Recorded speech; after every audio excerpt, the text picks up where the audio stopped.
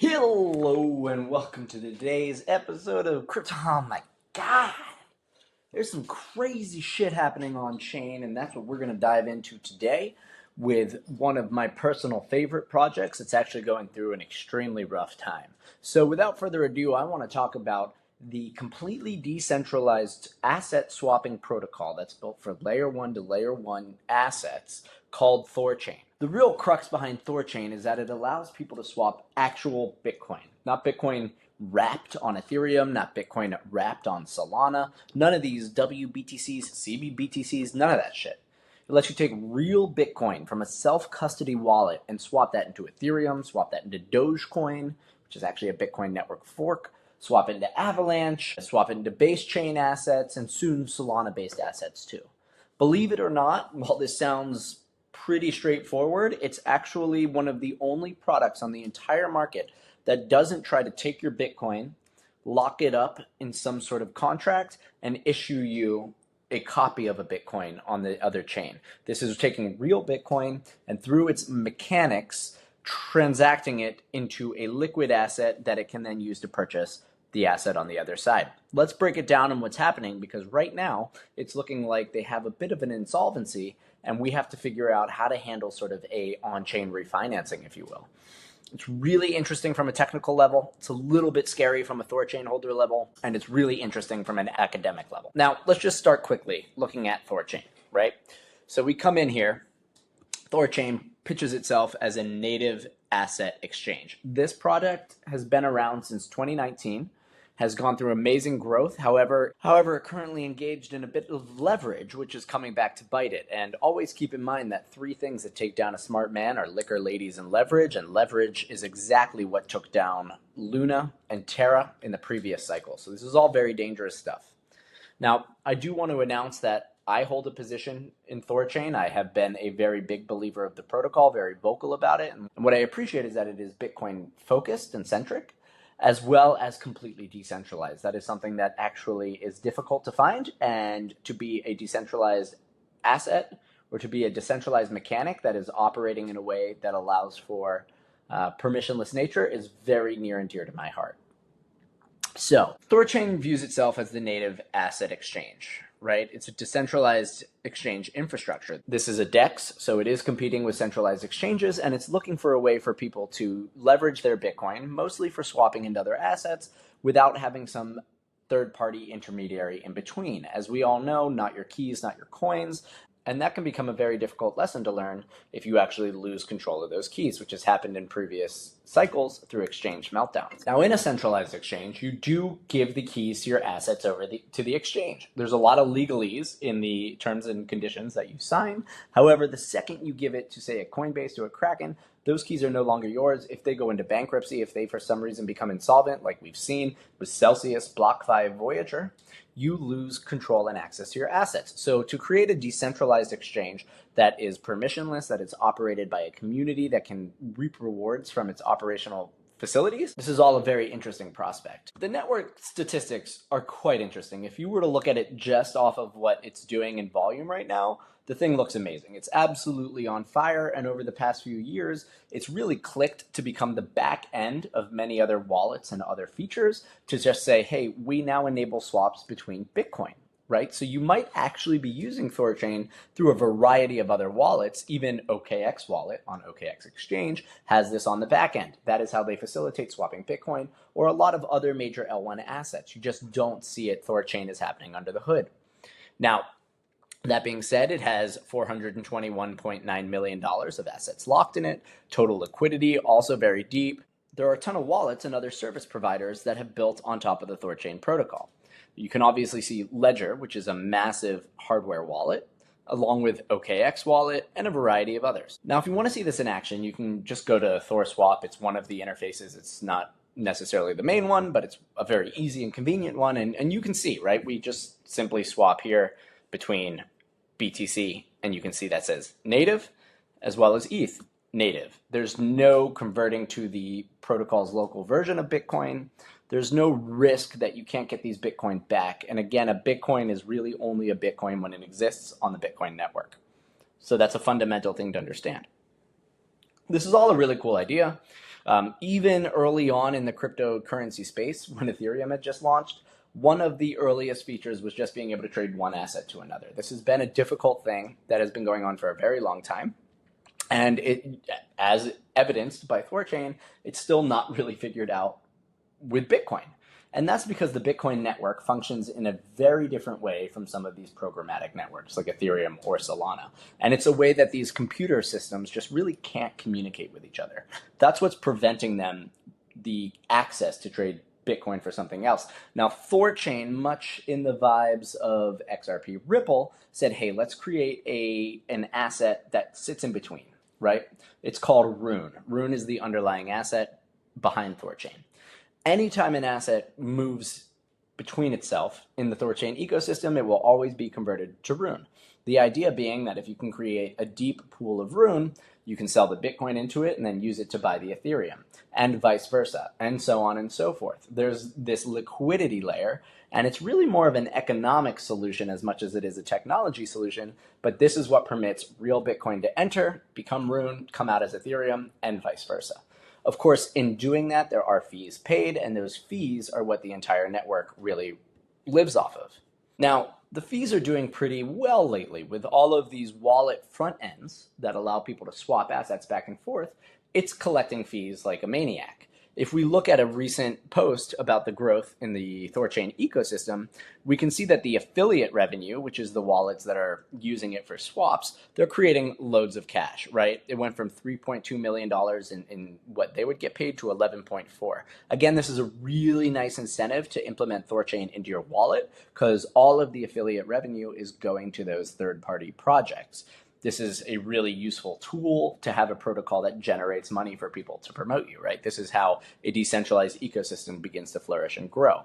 The peak daily revenue, and this is what's really coming into the chain itself, and the people that are participating in securing it and providing liquidity, is peak daily is at about $550,000. Trust wallet volume is $1 billion. That means just assets flowing back and forth, right? With total TVL, which means total value locked, at 450 million. With all of this, Rune's price has decreased 10%. Now that's sort of what we're going to talk about, is if the chain itself is crushing it on the metrics. It's producing about $30 million a year in fees. So this is really amazing for an autonomous system that is quite safe in the way that it manages all of these assets, and is quite desirable. Obviously, these fees are coming from users swapping, and that's something of interest and something that should hopefully keep growing. Now, all that being said, Thorchain, in its exploration for how to boost its asset price and become a deeper protocol, had recently moved beyond just being a native asset exchange. They came up with this idea called Thorfi for finance, which is a little bit of an application layer that sits above the protocol itself. So none of this is built directly into the exchange. But what they did was building lending and borrowing, like we have seen with Aave, and trying to find ways to crack the nut around Bitcoin lending. This is like a holy grail product. It's very difficult to do due to both the technological and financial nature of Bitcoins. They don't generate yield in any organic way, and lending a Bitcoin puts you back into not your keys, not your coins. So to create a self-custodial lending product that could generate yield on Bitcoin, I mean, you would have Bitcoiners going head over heels so long as they can maintain custody of these things. In order to do that, I mean, there's no real way. So Thorchain proposed this mechanism, which is in the process of imploding as we speak right now, and creating what is called a downward spiral, a death spiral, or basically a black hole that is consuming the asset price. And let's go into it. In Thorchain, first and foremost, we need to realize that in order to swap assets, we have to be able to hold them in a way that is secure, that is preventing risk of theft, and that is maintaining the fact that a wallet with its own keys and self-sovereignty can still access these assets. So what's happening here is that Thorchain actually holds the sum total of the assets that it trades, right? It is an AMM. Now, the way it pulls off trading is by being what is called an automated market maker. We need to think about, in contrast to a centralized exchange, the way they can sell you Bitcoin and sell you Ethereum and sell you everything else is that they have a giant stockpile of both assets and cash. That means that if you want to sell them an ETH or a Bitcoin, they'll give you the cash. and vice versa. It doesn't mean that they have to necessarily pair it at the moment of trade, right? Assets like Bitcoin, they often start as peer-to-peer exchanges. It was the first way Bitcoin did it, and it was basically saying we have a buyer and a seller, and we match them directly. That meant if you wanted to sell a Bitcoin or buy a Bitcoin, you had to wait until somebody was on the other side of that trade. Then you get a centralized exchange, the advent of Coinbase. They open up and they say, hey, we have some Bitcoin, we have some ETH, we also have a ton of cash. We're going to sit with this pool of liquidity, that cash, and when you want to buy or sell a Bitcoin, we'll just do it for you, right? Somebody else will come along, and we're going to manage that book of trades, and we're going to optimize it. We'll take fees on both sides. So a centralized exchange takes a maker and a taker fee, a little fee from each side of that trade. We want to break this up, though. We don't want those centralized exchanges getting all the money. We want this to be decentralized, to be self-sovereign. So this is where automated market makers come into play. This is the core of any DEX, is what is called an AMM. And when we look at it, an AMM is a pool that maintains the liquidity between two assets. Inside of any AMM pool is an opportunity for anyone to supply that liquidity. The trade-off is, if you give us the Bitcoin and the USD to manage the pool, since you're the one taking on the risk by putting up those assets, you will also be the one to receive the fees on the trade. It's a very lucrative proposal. It's a way to make yield off of assets that you have. However, it does suffer from something called impermanent loss. Here I have X and Y asset. So let's say we populate a pool between X asset and Y asset. If I want to put in 50% of each, I could take $100 and put $50 in X, $50 in Y. Any trades that go through between X and Y, the fee that it costs to do that is going to be captured and returned to me. However, the risk of this is that if everybody starts to get on X, if X starts to pump, then they're all going to start buying it directly from the pool. That means that my share of X is going to drop, right? They're going to be buying X with the only other asset that's available in this pool, Y. So when they buy all my X, I'll be left with a bunch of Y. Now this could be dangerous if it's a stablecoin pairing with a volatile asset, because maybe the volatile asset goes through the roof. Maybe it's to the moon for asset X. And now I'm stuck with asset Y, which everyone was using to purchase it with.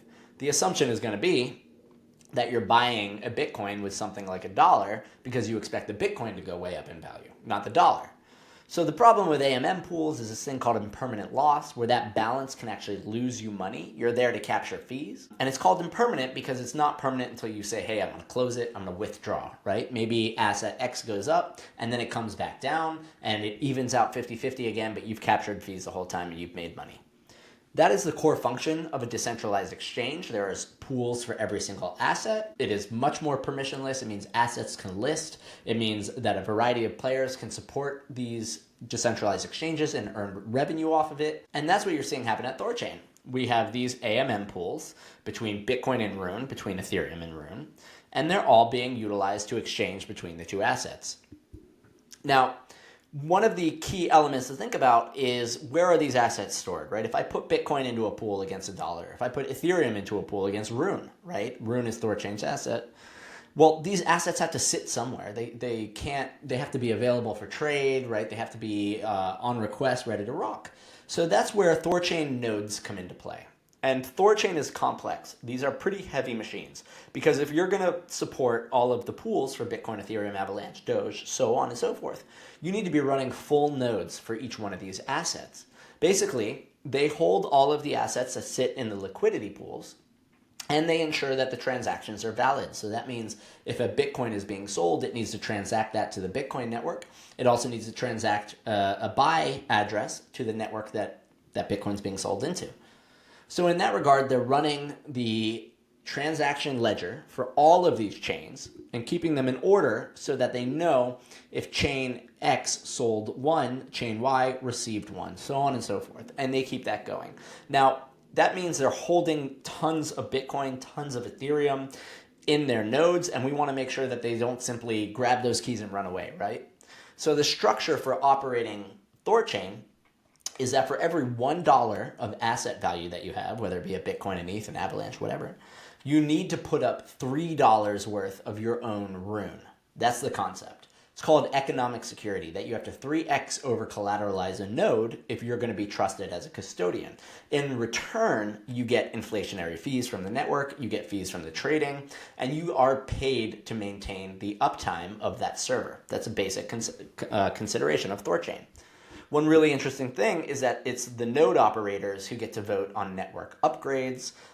Also, they're the ones monitoring the state of the network. If they see a chain starts to go out of sync or get a little wonky, they have the capacity to freeze the functionalities on that chain.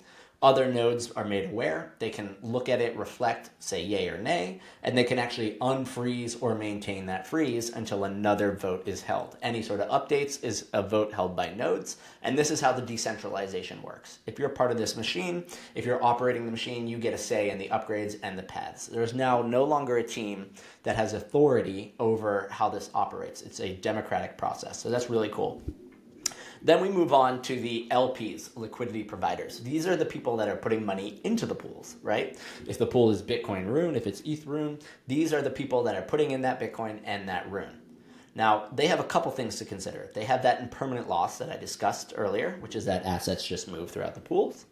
But they also get the swap fees, and they're incentivized by the protocol to receive those fees, some of the inflation. Again, protocols add inflation in their bootstrapping phase as a way to reward participants with tokens. So the LPs are also putting their capital at risk in the same way the nodes are putting their time and their CapEx, right? They have to buy hardware, they have to maintain these servers, they have to pay electricity bills. On the flip side, liquidity providers are putting their actual Bitcoin, their Rune, and their stablecoins at risk. So what's very interesting is also Thorchain doesn't want to get lopsided. It doesn't want the Rune to flow all the way into nodes, because then the liquidity pools will get thin and you won't be able to transact well. Doesn't want everything to flow into the liquidity providers in the AMM pools, because then there's less Rune in the nodes and the security of the network drops. So it's really a balance between the security of the network and the liquidity of the exchange itself. And as such, Thorchain came up with what is called the incentive pendulum.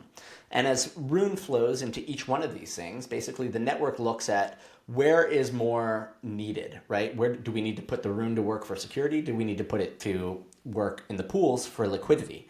And it will actually adjust the incentives. So nodes might be making more in a time when it thinks it needs greater security, and LPs might be earning more in a time when it thinks it needs more liquidity. Now, all of that is just to facilitate swaps. That's how we get to swaps, and that's the straightforward function of Thorchain. But some of the team in previous epochs had wanted to go farther. They wanted to put DeFi on top of it, right? They thought maybe the swaps aren't enough. There was a lot of experimentation on how to get Rune price to go up. So they created this thing called ThorFi, which is a DeFi financial layer on top of this giant swapping machine. The idea being, if we can generate mechanisms through financial devices, maybe we can add revenue, we can gain upside, and the price of Rune will go through the moon and everyone will be happy. The problem is they created this lending feature, which technically shorts Bitcoin, and you kind of have to be mad to build something in that vein. And the problem here is that these things create flywheel effects. Now, I already mentioned that getting yield on native Bitcoin, Bitcoin held in a wallet that you control, is like a holy grail. Nobody's been able to do it. That's because Bitcoin itself doesn't generate yield. So the only way one would do that in a traditional banking ecosystem is to lend it. And you can't lend a Bitcoin but also keep your keys, right? That's fundamentally at odds with the whole concept. So in Thorchain, they said, put a Bitcoin into the protocol. The protocol will use that Bitcoin to buy Rune. It will mark it at a stablecoin value of what that loan is for. And that Rune will go into a node and it will stay there secured by the network. So that means you can take a Bitcoin at $50,000. It has to be 2x over collateralized. Bitcoin is risky and volatile. So if a Bitcoin was worth 50K, you could take out a loan for $25,000. Pretty cool if you want to go buy something. There's no tax obligation on capital gains, and all you have to do is repay that $25,000 one day, even if Bitcoin goes up to 100K, and you get that Bitcoin back. It's a really interesting way to gain liquidity. You can also use that to long and short if you think Bitcoin's going in a direction. However, the problem is that when you take out that loan and you close it by repaying for the asset or repaying that 25K, What happens is that the network needs to go out and purchase a Bitcoin. Remember, it converted it from Bitcoin to Rune. So what it does is it mints more Rune, it adds to the supply, and it sells that to create a Bitcoin, right? To purchase one Bitcoin. This is extremely problematic because the price of Bitcoin has been going up quite significantly while the price of Rune has unfortunately been going down. So you have two market dynamics working against you. What this caused was anyone that had a loan added immediate sell pressure to what's called protocol-owned liquidity. That's because the protocol automates these buys or these sells. So one loan closes, it makes a lot of Rune and it dumps it on the market. That drops the price. People start to see this happening. They get scared. They say, maybe I should close my loan. Mints more Rune, dumps it on the market. You begin to have this cascade. It's the same way a bank run operates. And everyone's closing the loans, and slowly but surely, massive amounts of Rune is being minted, and it's being just dumped and dumped and dumped. We see the price go down. Everyone says, hey, this Thorchain is making tons of cash. Why is it going down? Well, it's because they built this mechanism into their lending protocol. It's buying and it's selling the asset. It's also betting one way or another on the price of Bitcoin if a lot of these people are taking out their loans in Bitcoin. And that proved to be really problematic. There's been a lot of infighting and a lot of abandonment of the ecosystem because they said, you're adding leverage to a beautiful system. We know what happens with leverage. It always ends poorly. And I think people are really looking to say, if there is a slight chance that something will go wrong, Murphy's Law, it will go wrong in these financial systems. Because if somebody sees weakness, they will deploy their capital, their time, and their energy to exploit that weakness. Rune is well listed. It's been around for many years. It's deep. It has perpetual opportunities. It has options around it. So people can short this, right? They can find a vulnerability and try to get in there and squeeze it. You could even open a bunch of loans with Bitcoin if you believe that the Bitcoin price is going to go up, and then exit them aggressively en masse so that there is a downward sell pressure on the Rune price while shorting the asset itself. Again, we're looking at a lot of concerns inside an ecosystem that's doing really well. It's got all of this swap volume, all of this money. And so the position that happened really last night was this issue where anytime someone closed a loan, especially these loans that were open when Bitcoin was significantly cheaper, right? So the amount of Rune minted to support that price, you now actually have to sell more Rune to repurchase the same Bitcoin, right? This is honestly a short position when you think about it. It means that this works really well if the price of Bitcoin goes down, because then you would be in a position of positive gain and it would require less Rune than was minted to hold that loan to recoup that same Bitcoin. Now we've gone the opposite direction. Bitcoin exploded, and this is extremely problematic. If the Rune price had outperformed Bitcoin, sure, this product would work. But as it stands right now, you've taken a Bitcoin at maybe $50,000, right? And you hold that in the ledger, but it doesn't cost $50,000 anymore. If people want to close that loan that they took out, they repay the 25K of stable coins that they took out, and now the system needs to mint enough Rune to purchase a $100,000 Bitcoin. It mints that Rune, it dumps it on the market to create enough stable assets to purchase a Bitcoin, it returns a Bitcoin. You can see how the downward spiral kicked off. This has been a known feature, has been a really big point of fighting inside of the community itself, but it came to a head yesterday when the Rune price got so low that the amount of Rune inside the nodes that was there to peg to the loans was actually worth less than the value of the outstanding loans. This is what we call insolvency, right? When this happens, usually in an equity position, the company would go into bankruptcy. Anyone that had ownership, equity stake, would be issued a claim. It would be worth less. And maybe there's a plan to recoup that value, to switch the way the business works, pay it back in the future. But generally, people can sell that claim today. They're gonna say the promise of a Bitcoin tomorrow, I'd rather just take half of it right now. So what Thorchain is looking at, the nodes woke up aggressively yesterday. They said, we're putting a vote in place to freeze the lending platform. The lending platform is now frozen for the next 90 days to create a proposal for how to move forward. The nodes will have to vote on this proposal, and then they can proceed. The chances are that the loans are simply going to be temporarily defaulted. They will issue a certificate to anyone who has an outstanding loan, basically an NFT that can sit in their wallet and they can sell if they so desire. That certificate might say, you are owed 1 Bitcoin, and we will pay it out of our revenue fees for the foreseeable future. That means that anybody who has time on their side could easily buy one of these certificates off somebody. Let's say for a quarter of the price of a Bitcoin, I'm going to purchase the right to your Bitcoin, but it's going to take 10 years to mature, something like that. This is how the markets work, right? Money moves from weak hands to strong hands. This often means short-term players to long-term players as well. You can imagine if you were a bank, you might be very into buying discounted Bitcoin if you plan on holding these things for the next millennia. Who cares if it takes 10 years to remature? However, this is where Thorchain finds themselves, and they're stuck in this quagmire. They've now frozen the loans, so at least nobody can close them, minting more coins, dumping them on the market, and creating that downward sell-side clusterfuck, for lack of a better word. Now, the problem is the price has tanked, and the general psychology around it is that it is an asset in free fall. The reason for that free fall was this protocolized downward sell pressure. So now we're just in a psychological place of a few things. One, we need to see the price balance itself out. People need to be able to get confidence in this thing. And again, the swaps are producing tons and tons of money. They found real stickiness and real utility. It's just that they were embedded with this awful product that happened to be a downside leverage that just exploded in their face.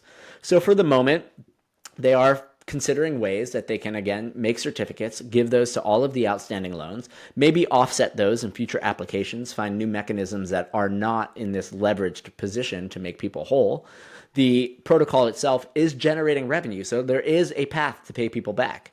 And as they add more chains, like Base Chain recently was added, they're going to add Solana soon. This should just increase the revenue, right? The scale of the chain itself, Thorchain and its swaps, is able to grow quite tremendously. And with each one of those swaps, imagine going between Solana shitcoins and Bitcoin. This could be very high value, highly lucrative fee collection. So Thorchain finds itself right now in this very tough position. And it's my opinion that removing the cancer, or at least they've isolated it, the removal, it has to be done via a vote amongst nodes. But this is very positive. If you think that this chain is really useful, like maybe this is a good time to enter. I'm not saying it is. If you think that all of this toxicity is overwhelming, I mean, maybe it's just time to throw your hands in the air and say, screw it. But for the moment, people that are in the LP pools are getting rewarded 70% of the total fees. That's the incentive. That's the incentive pendulum. So what we're not seeing is nodes fleeing the ecosystem. They're in a pretty lucrative position to secure this and earn more runes. So they're signaling that they're there for the long term. We're not seeing a lot of liquidity providers pulling their positions. They're actually making these amazing fees at the moment. So they're kind of like, I'm in a ride or die position. I'll let this thing go to zero, or it will recoup and I'll have won really, really bigly. And that's the position that the ecosystem is in as it tries to stabilize the price of the rune asset, which again is fundamental to its security, to the liquidity of the depth of the exchange, and to the functioning and the grand success overall. It's been a very interesting time. This has been an asset that's grown tremendously on the fundamentals, while the price of the token has just declined tremendously. People have been looking at it like, hey man, I thought this was a great idea. The protocol's functioning well. Why am I losing money? And it turns out because there's this deeply embedded lending leverage. That's being unwound now. We will see what happens as we continue to unfold this story. I'll keep you all posted, and I will provide some links and descriptions to get a little bit deeper. This is all quite complicated. Thorchain is not a simple idea.